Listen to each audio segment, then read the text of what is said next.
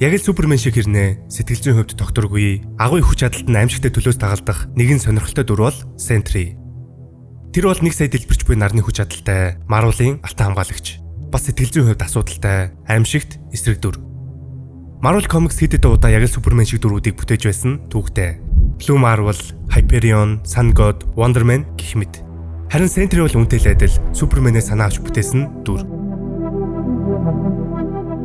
Гэвч түүний origin түүх, дүрийн сэтгэл зүйн асуудлууд, хүч чадал нь түүнийг бусдаас илүү онцгой болгож чадсан. Харин энэхүү сонирхолтой дүр 5 сарын 2-нд нээлттэй хийх Thunderbolts киноны эсрэг дүрээр анх удаага дэлгэцнээ амлах гэж байна. Тиймээс өнөөдөр имжлэхдээ Sentry-гийн origin түүх, хүч чадал, мөн удахгүй нээлттэй хийх Thunderbolts-ийн талаар ярилцгаая.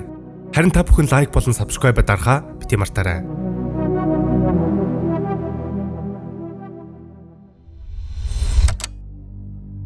Sentry бусад алдартай дүрүүдтэй харьцуулахад харьцангуй орчин үед бүтээгдсэн дүр. Түүнийг 2000 онд Paul Jenkins, Jay Lee нар хамтран зохиож хамгийн анх Sentry issue-нэг дээр танилцуулсан. Энэхүү комик түүний origin түүх болон нэгэн сонирхолтой үйл явдлыг тусгадаг. Харин тус комикийн товч үйл явдлыг удахгүй тайлбарлах учраас бичлэгээ дуустал нь үзээрэй. Marvel Comics эд дампуурлаа зарлчихсан, түүнээсээ гарахын тулд илүү шинэлэг, mature зохиол болон дүрүүд хэрэг болж байсан. Тиймээс тэд Sentry-г бүтээсэн юм.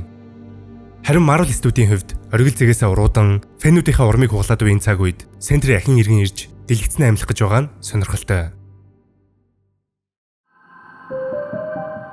Америкийн засгийн газар Ахмад Америк байхгүй болсноос хойш супер зэрэг бүтээх сериумыг дахин бүтээх ажилдаа орсон. Үүний нэг нь Project Sentry байсан юм. Энэ нь Ахмад Америкийг бүтээсэн сериумээс 1000 дахин хүчтэй бөгөөд цаг хугацаа өнгөрөхийн хэрээр төсөл удааширч зогсон байдалд орсон. Гэтэл үүнээс 10 жилийн дараа Роберт Рейнольдс гэх харт амхны донтолтой, шизофрен болон сэтгэл түгших эмгэгтэй ахлах сургуулийн сурагч, сургуулийнхаа профессорын лабораторид нууцаар нэвтрэн туршилтын сериумыг уулсан юм. Ингэж сэтгэл зүйн хувьд асар докторгүй нэгэн дэлбэрч буй мянган нарны хүч чадлыг өөртөө авсан түүхтэй. Түүнийг ойр дотны хүмүүс нь Боб гэж дууддаг учраас одооноос тэр нэрээр нь дурдаад явцгаая. Энэ явдлын дараа Бобын бие харагдах байдлаас хүртлээр өөрчлөгдөж, супер хүч чадалтай болсон тэрээр баатрын замналаа эхлүүлэн Sentry болсон. Тэрээр тухайн цаг үед хамгийн хүчирхэг, мөн хамгийн алдартай баатар болж чадсан ба бүр Billy Turner гэх sidekickтэй хамгийн алдартай iconic фото зургийг нь Peter Parker авч байсан түүхтэй. Харин түүний сэтгэл зүйн байдал болон асар их хүч чадлаас нь үүдэн өөртөө нэгэн шинэ персона үүсгэсэн нь харанхуйн оршихуй Void байсан юм. Өөрөөр хэлбэл мянганаар байгаа цагт нөгөө талд нь харанхуйс өдөр үргэлж оршдогтой адил. Тэрээр Sentry-гийн хүч чадлыг хэдий ч нэх ашиглан Void тэр чинээгээр тэжээгдэн илүү хүчирхэг болох жамтай. 2000 онд хэлэгдсэн Sentry комикны эхлэлд дунд иргэм насны харин суучихсан ягаад супер баатар гэх хэрэггүй Бобыг бид хардаг. Учир нь тэр өөрийгөө мөн дэлхийд даяараа түүнийг Sentry гэдгийг мартчихсан учраас. Гэвч түүний ой санамж баг багаар ирэх бөгөөд түүнийг даган Void иргэн ирж буйг мэдэрдэг. Тиймээс Bob Void иргэн ирж байгааг сануулахын тулд супер баатруудтай уулзаж эхэлдэг. Хамгийн түрүүнд хамгийн дотны найз байсан Reed Richards дээр очиж цаашлаад Hulk, Spider-Man, Professor X зэрэгтэй уулзаж өөрийгөө баг багаар сануулж эхэлдэг. Гэвч супер баатрууд түүнийг санаж эхлэхийн хэрээр яагаад мартсан бэ гэх асуултын хариулт тодорхой болдог. Sentry-гийн дотор орших Void хэтэрхий хүчирхэг бас аюултай болсон учраас дэлхийг хамгаалахын тулд Sentry замхгийн дээр Bob, Reed, Doctor Strange хамтдаа мартуулагч төхөөрөмж зохион бүтээсэн. Дэлхий дээрх бүх хүмүүс Bob өөрөө хүртэл Sentry-г мартчих бол Void ч бас мартагдана гэж үзэн замхгийн дээр тэрхүү төхөөрөмжийг бүтээсэн хэрэг.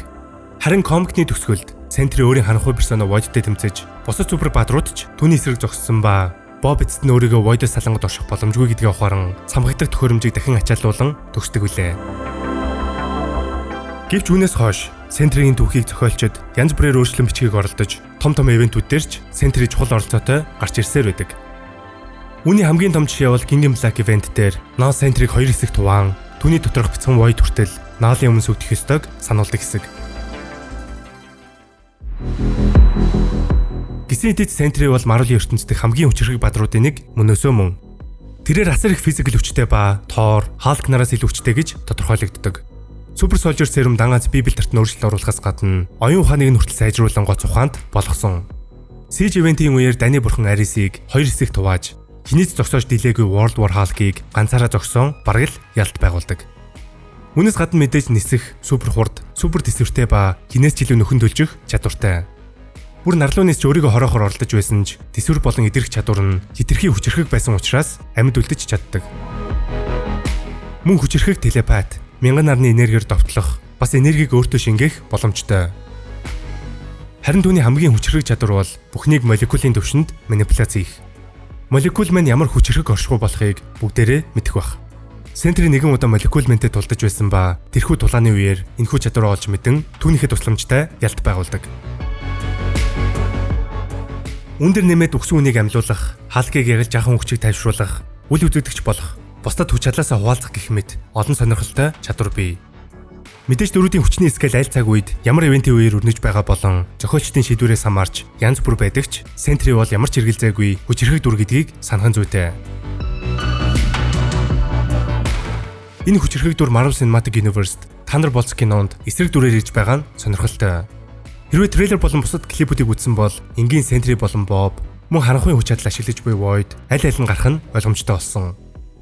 Хэрвээ санаж байгаа бол хамгийн анх Thunderbolts кино зарлагдахад Steven Yeun Sentry тоглохоор яригдж байсан. Хөвдөө бол маш их баяртай байсан ч жүжигчний маань цагийн үеэр таараагүй учраас оронд нь Lewis Poole жүжигчин тоглохоор болсон. Трейлерүүд дээр мань хүн тэмчих гараагүй ч ерөнхийдөө боломжтой харагдаж байсан гэж хэлж болно. Нэмээд Marvel Cinematic Universe-ийн эсрэг дүр байсан эсвэл анти-хиро дүрүүдгээд үл бүтэх нөхдүүд Void-ийн эсрэг хэрхэн тэмцэх нь сонирхолтой. Мөн ганц хайртай жүжигчин Florence Pugh маань дэлхийн 2 дахь хамгийн өндөр барилгын дээврээс өөрийн биеэр үсэрсэн гэд үзэх шалтгаан маш олон. Infinity Saga дуусаж Marvel Cinematic Universe маань үүнээс хойш шууд утгаараа уналтанд орсон. Энэ хугацаанд чанартайгаас чанаргүй бүтээл илүү их нээлттэй хийсэн. Phase 5-ын хувьд ганц чанартай кино нь Guardians of the Galaxy 3 байсан бол Deadpool and Wolverine зохиол дүрүүд нь сулж гэлээ хамгийн зугаатай нойж чадсан. Харин бусд нь ерөнхийдөө л уран муугалсан. Телевизийн цувралууд нь ч бас нэг л учраа олохгүй бүдэлсээр байгаа. Ямар ч тач Phase 5-ыг төгсөхөөр 5 сарын 2-нд Thunderbolts маань нээлттэй хийх гэж байна. Киноны хувьд амжилттай болох уу эсвэл бас л нэгэн бүтлгүүтэл болох уу гэдэг Marvel студийн төлөвлөсөн ирээдүйтэй нэг их хамаагүй л дээ. Мэдээж хамгийн чухал нь Phase 6-ыг эхлүүлэх Fantastic Four байх нь гарцаагүй. Гисэн эдэж Sentry Avengers Doomsday дээр эргэн ирэх нь батлагдсан. Тиймээс энэхүү дүрийн origin түүх ямар байх, хүчний хэмжээг Thunderbolts дээр хэрхэн тодорхойлох, мөн Void хэрхэн яаж холбогдох нь хамгийн чухал зүйл болоод байгаа юм. Хэрвээ та бүхэн Sentry-гийн талаар бүр мэдхийг хүсвэл 2000 онд гарсан Sentry комикийг бүрэн ихээр уншихыг зөвлөе. Хэрвээ бичлэг таалагдсан бол лайк, subscribe дараарай. Дараагийн бичлэгээр уулзцгаая.